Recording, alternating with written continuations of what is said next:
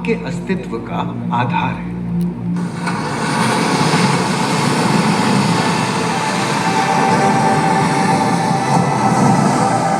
ये महासागर है, मीलों दूर तक फैला हमारे जीवन का केंद्र, जिसका पानी हर देश की सीमा से परे है। हमें सांस लेने के लिए जरूरी ऑक्सीजन का 50 से 80% इन्हीं समुद्रों के पानी से आता है। ये भी कह सकते हैं कि ये सागर एक विशाल संयुक्त परिवार की तरह है, जिसमें ये सभी जीव एक ही घर में रहते हैं, जैसे मछलियां, mollusc, dolphin, seal, walrus, crustacean, bacteria, समुद्री एनीमोनी और हाँ, ब्लू व्हेल भी, जो पृथ्वी का सबसे बड़ा जीव माना जाता है। और जंतु ही नहीं, इन समुद्रों में पौधों की भी लाखों प्रजातियां पाई जाती हैं। इन विशाल समंदरों का पानी हमारी पृथ्वी का लगभग 3/4 हिस्सा है। इस धरती पर 5 बड़े महासागर हैं: आर्कटिक, अटलांटिक, हिंद, प्रशांत और दक्षिणी महासागर। ये सागर इतने महत्वपूर्ण हैं कि इनका तापमान और लहरें दुनिया के हर हिस्से के मौसम पर असर डालते हैं, चाहे वो मौसम कितना ही खतरनाक क्यों ना हो। हमारी ही तरह पानी के नीचे पनपता हर जीवन सूरज की रोशनी पर निर्भर है। जी हाँ जनाब, सिर्फ ये जंतु, मछलियां, पेड़ पौधे ही नहीं, बल्कि बैक्टीरिया जैसे सूक्ष्म जीव भी सूरज से ऊर्जा पाकर खिलखिला उठते हैं। ये देखो मिस्टर ऊदबिलाव, कितने मजे ले रहा है। देखा इसे, अपने चेहरे की पोजीशन ऐसे बदल रहा है जैसे किसी स्पा में स्टीम ले रहा हो। और वो चली मैडम व्हेल इठलाते हुए सन बाथ लेने। और ये जोकर मछली यानी क्लाउन फिश, ये तो गाना भी गाती है भाई, बिना किसी सुरताल के।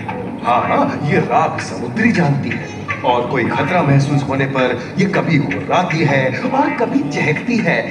क्लाउन फिश है ना। और ये डॉल्फिन हमारे स्मार्टफोन से भी ज्यादा स्मार्ट है। ये अपनी आवाज का इस्तेमाल सोनार की तरह करके एकदम सही दिशा में तैरती और एक दूसरे को संदेश भेजती है। जी हाँ, ईमेल या व्हाट्सएप से भी तेज। मूंगा चट्टानें यानी कोरल रीफ दुनिया की सबसे विविध इकोसिस्टम्स में से है। इन चट्टानों को अक्सर समुद्र के वर्षावन कहा गया है। समुद्र में वर्षा, अजीब बात है ना। अरे दरअसल इनका नाम इनके आसपास बसे इन जीवों की विविधता के कारण पड़ा है। इनमें से कुछ मूंगे गर्म उथले समुद्र में, तो कुछ ठंडी अंधेरी गहराइयों में रहकर हमारे इकोसिस्टम के संतुलन को बनाए रखते हैं। पौधे हमारे इकोसिस्टम का एक बहुत ही महत्वपूर्ण हिस्सा है और पानी में ऑक्सीजन का सबसे बड़ा स्रोत है। इस नीले पानी में मौजूद कई पौधों में से एक बहुत ही महत्वपूर्ण पौधा है फाइटोप्लैंक्टन, जो पूरी दुनिया की ऑक्सीजन की जरूरत का लगभग 50% बनाकर हमारा अस्तित्व बनाए रखता है। इन समुद्रों में पहुंचने वाली सूरज की रोशनी की मात्रा के हिसाब से उन्हें 3 क्षेत्रों या परतों में बांटा गया है। सतह के सबसे नजदीक वाली परत को यूफोटिक जोन या सनलाइट जोन कहा जाता है। जाहिर है कि यहाँ सूरज की सबसे ज्यादा रोशनी पहुंचती है और 90% समुद्री जीवन इसी परत में मौजूद है। अगली गहरी परत को डिस्पोटिक जोन या ट्वाइलाइट जोन कहा जाता है। इस परत तक सूरज की सिर्फ 1% रोशनी पहुंचती है, जो पौधों के जिंदा रहने के लिए काफी नहीं है।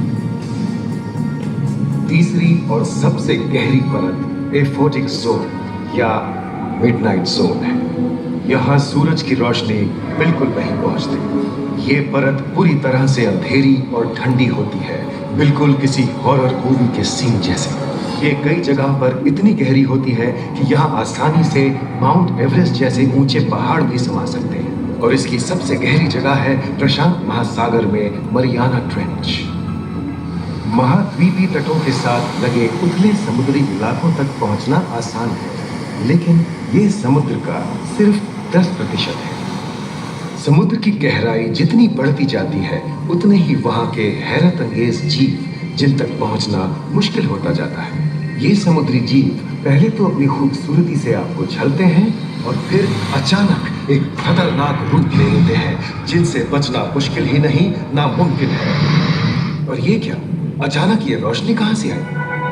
ओहो, ये तो जेलीफिश का झुंड है, जिनकी रोशनी एकदम डिस्को लाइट की तरह लगती है।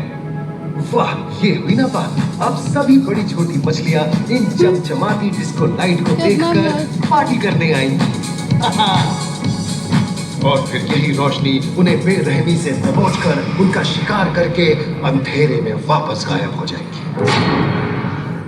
लेकिन सभी शिकारियों को छलावे से लुभाना नहीं पड़ता।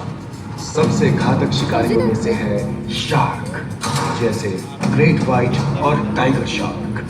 शार्क आमतौर पर सूरज ढलने के बाद अंधेरे में शिकार पे निकलती है, समुद्री जीवों का यमराज बनकर। आज तक शार्क की 500 से ज्यादा प्रजातियों का पता चल चुका है। ये हर तरह के खुले महासागरों में, मूंगे की चट्टानों में, आर्कटिक की बर्फ के नीचे और समुद्र की अंधेरी गहराइयों में पाई जाती है। और ये है समुद्री घोड़ा, जो तबड़क तबड़क नहीं, छप छप छप छप करता है, यानी दौड़ता नहीं, तैरता है। हमने इन समुद्रों के बारे में बहुत कुछ जाना है, पर अभी भी बहुत कुछ जानना बाकी है। ये सागर गहरे और विशाल, ठंडे और अंधेरे में डूबे होते हैं। इन गहराइयों में पनपने वाली 17,000 से अधिक प्रजातियां मानो किसी कल्पना से कम नहीं। किसी खूबसूरत एंजल की तरह दिखने वाले जीवों के साथ साथ न जाने और क्या क्या देखने को मिले।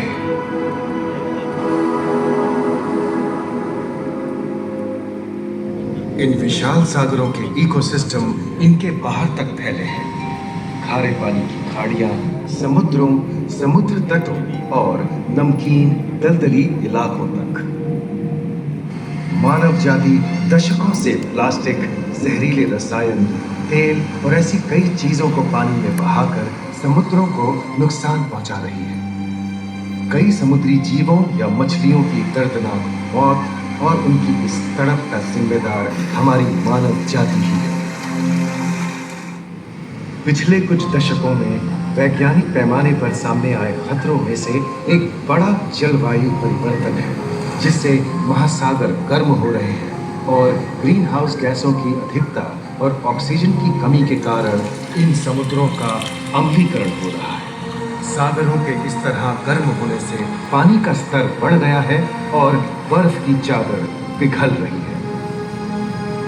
इस विनाशकारी बदलाव के परिणाम स्वरूप समुद्री जीवन खत्म हो रहा है और पूरे इकोसिस्टम के लिए ऐसे खतरनाक हालात हम ही पैदा कर रहे हैं। हमारी आने वाली पीढ़ी का भविष्य इस बात पर निर्भर करता है कि क्या हम आज अपने निजी जीवन से प्लास्टिक को हटाने जैसा छोटा कदम उठा सकते हैं, या फिर हम बड़े स्तर पर सख्त नियम बनाकर उन्हें लागू करें, जिससे समुद्री संसाधनों का दोहन और प्रदूषण कम हो। याद रखिए, बात हमारे अस्तित्व की है, तो बदलाव की शुरुआत भी हमें ही करनी है।